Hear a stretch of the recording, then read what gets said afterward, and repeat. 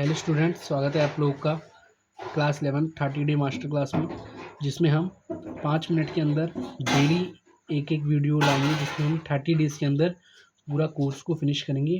Class 11 की accountancy को finish करेंगे। चलिए, सबसे पहले हम इसके 4 पॉइंट्स को देख लेते हैं। ये 4 पॉइंट्स अकाउंटेंसी के 4 पिलर की तरह हैं। यकीन मानिए, अगर आपने इन 4 पिलर्स को समझ लिया तो आपने आधी अकाउंटेंसी को समझ लिया। जी हाँ, मैं सच कह रहा हूँ, मजाक नहीं कर रहा हूँ। अगर आपने ये चारों चीज़ें समझ ली, यकीन मानिए आपने आधी अकाउंट्स को समझ लिया। चलिए शुरू करते हैं कैपिटल से।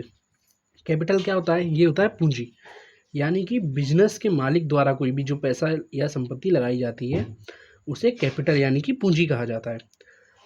बिजनेस के लिए ये एक लाइबिलिटी होती है, और ये कौन सी लाइबिलिटी होती है? एक इंटरनल, यानी कि बिजनेस की खुद की लाइबिलिटी यानी इंटरनल लाइबिलिटी होती है। किसी बाहर वाले को पैसा नहीं देना, बिजनेस के मालिक को ही पैसा देना है, क्योंकि बिजनेस एक अलग चीज़ है। यानी कि बिजनेस है मालिक का, बट बिजनेस को हम सभी से अलग मानते हैं। यानी बिजनेस अलग है, मालिक अलग है, एम्प्लॉय अलग है, सब लोग अलग हैं। और बिजनेस एक खुद का एक एंटिटी है, यानी कि खुद एक लीगल, एक तरीके से मान लिए एक खुद इंसान है बिजनेस। आइए बात करते हैं एसेट्स की। एसेट्स यानी संपत्ति, यानी बिजनेस की कोई भी ओनरशिप वाली चीज़, वो कोई मशीन हो सकती है, कोई बिल्डिंग हो सकती है, जो उसे फ्यूचर में लाभ पहुंचाएगी, यानी कि उसे प्रॉफिट मिलेगा। जैसे कि कैश हो गया, फर्नीचर हो गया आदि। क्योंकि हम कैश से फ्यूचर में बिजनेस करेंगे, हम फ्यूचर में डील्स करेंगे कैश के माध्यम से। फर्नीचर हमें फ़ायदा दे रहा है हमारी चीज़ को रखने के लिए, ऐसे।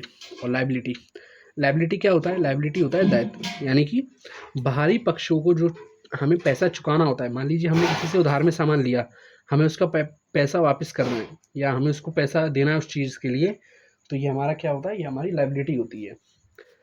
इसमें उदाहरण के तौर पे मान लीजिए आपने कोई लोन लिया, कहीं से बैंक से लिया हो या किसी व्यक्ति से लिया हो, या आपका कोई क्रेडिटर हो, आपने किसी से उधार पे सामान लिया, उसको आपको पैसा देना है, यहाँ पे वो आ जाएगा।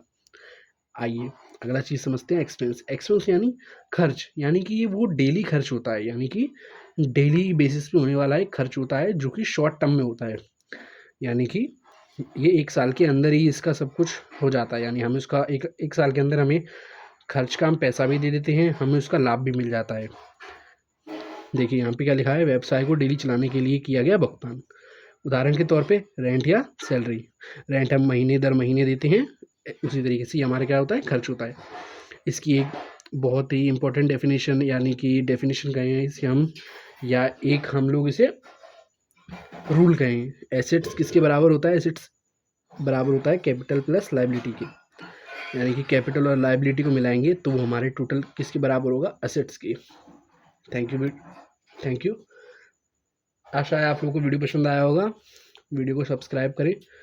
और एक जाते जाते एक सवाल है कि यदि मान लीजिए अगर मैं बैंक से लोन लेता हूँ, तो वो इन चारों में से किस में आएगा? कैपिटल, एसेट्स, लायबिलिटी या एक्सपेंस? जो कमेंट बॉक्स में आंसर देगा उसका मैं पिन करूँगा, अगली वीडियो में कमेंट उसका पिन करूँगा। थैंक यू, धन्यवाद।